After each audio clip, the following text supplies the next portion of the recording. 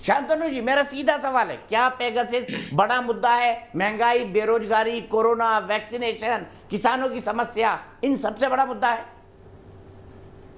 देखिए दीपक जी, हमने देखा है जब से कोरोना आया है 1.5 साल से संसद सुचारू रूप से वैसे भी नहीं चल पाई है कोरोना के चलते, और उससे संसदीय गतिविधि में भी अवरोध हुआ है।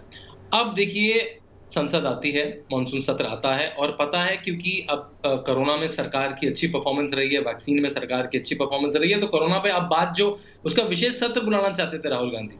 लेकिन अब विशेष सत्र तो दूर, जब सत्र आया तो उस पे चर्चा नहीं होने देना चाहते। तो अपने खास किसी ऑनलाइन जो उनके बड़ा प्रो कांग्रेस लिखता है, उसमें आप एक खबर छपवा देते हैं। पेगासस लोग खबर छपवा देते हैं और खबर कहाँ से आती है?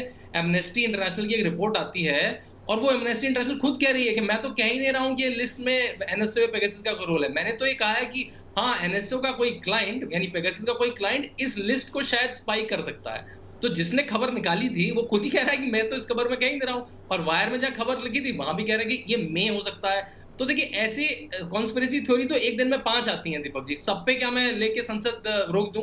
क्या सब पे यही काम होता रहेगा? जब ये कह रहे हैं आलोक जी कि बीजेपी भी ऐसा करा करती थी, देखिए वो कैग की रिपोर्ट पे करा करती थी। कैग की रिपोर्ट और एक न्यूज़पेपर में छपी अफरा-तफरी की स्टोरी, क्या वो इक्विवेलेंट है आलोक जी? आप खुद बताइए, आप तो एक सीनियर मैं उत्तर देता हूँ। नेता हैं।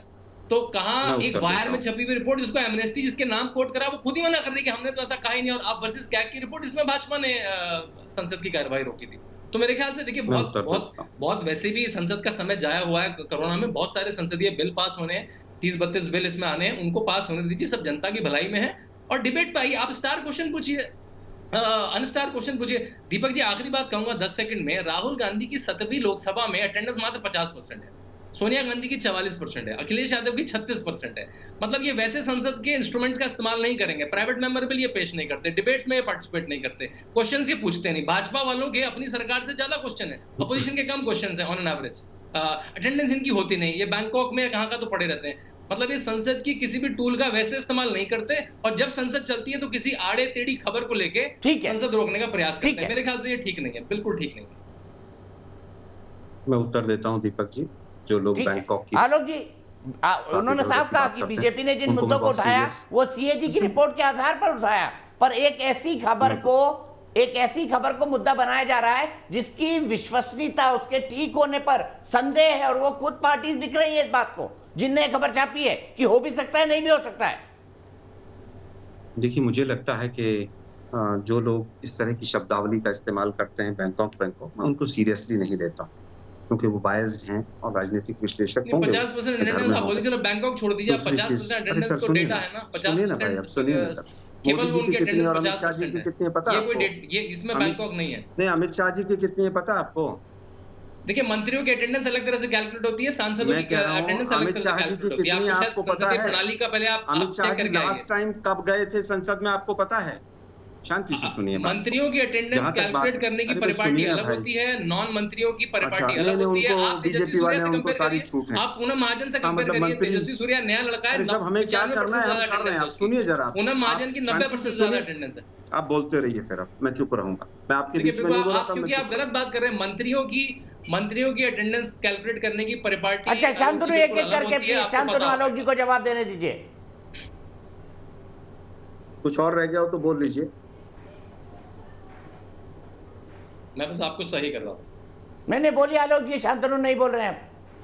मैंने 10 सवाल पूछे, नोटबंदी से लेकर और तमाम मुद्दों पर संसद में किस-किस में चर्चा हुई थी, शांतनु जी के मुँह पर टेप लग गई।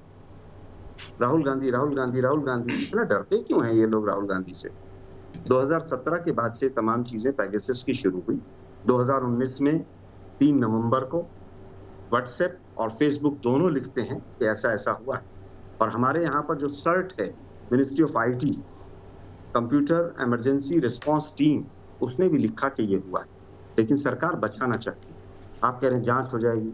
उत्तर प्रदेश के अंदर 100 से ज्यादा एसआईटी बनी है 5 साल में, एक जांच की रिपोर्ट नहीं आई है। जो सरकार सुप्रीम कोर्ट में राफेल के ऊपर झूठा एफिडेविट देती हो, जो सरकार नोटबंदी में ये नहीं बताती हो कितने पैसे आए हैं, शांतनु जी बताकर जाएंगे कितने लाख करोड़ रुपए आए हैं, उसमें भी जो रिपोर्ट आई थी सीएजी की, वो परसेंटेज में है, मतलब आपके पास आंकड़े तक नहीं है।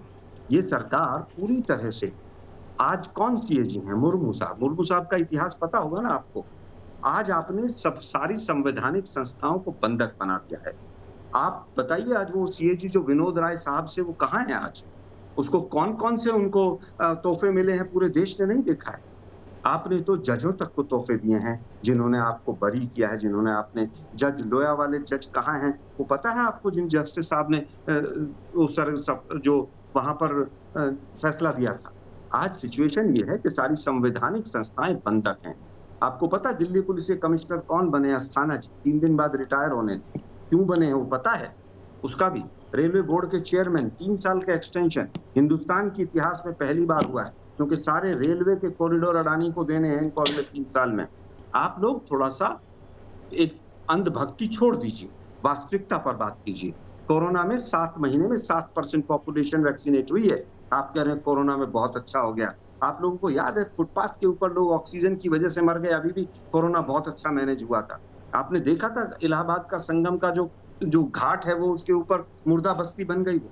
लाखों लोग देखिए वो सब झूठों का पर्दाफाश हो चुका है लोग जी। उसके बाद पे सामने झूठ बोल के सोते कैसे हैं? सारे देश का पर्दाफाश इलाहाबाद की लाशों से लेकर ऑक्सीजन सब पे बात हो चुकी है। Sir 1 minute. ठीक है आलोक जी, अब शांतनु का जवाब भी ले लेते हैं। चाइना अब शांतनु का जवाब भी ले लेते हैं। उसके बावजूद आपके मुंह में टेप लगा हुआ। देश का प्रधानमंत्री ना कोई घुसा है ना कोई आया है। फिर वो 20 जवान शहीद कहाँ हो गए? वो पुलवामा जो था वो किसका स्पॉन्सर्ड था? ये देश की जनता सवाल पूछ रही है, और हम लोग अगर आज सवाल नहीं पूछेंगे, पत्रकार लोग भी, राजनीतिक विश्लेषक यहाँ पर बहरूपिये बैठेंगे, तो आने वाली जनता हमें माफ नहीं करेगी, आने वाली पीढ़ियां। अब उत्तर दें आप। दीपक जी, कांग्रेस ने जो भी पिछले 3-4 साल में कांग्रेस ने पिछले 3-4 साल में जो भी झूठ फैलाए हैं, आलोक जी ने एक बार में सब बोल दिए। और देखिए मैं सबसे जो बड़ा इसका मापक मानता हूं कि आप कोर्ट में क्या करते हैं। कोर्ट में तो राफेल में आप 2 बार माफी मांग के आए हैं। SC/ST एक्ट जिसको कोर्ट ने चेंज करा, राहुल गांधी ने अफवाह फैलाई कि SC/ST एक्ट नरेंद्र मोदी ने रद्द कर दिया।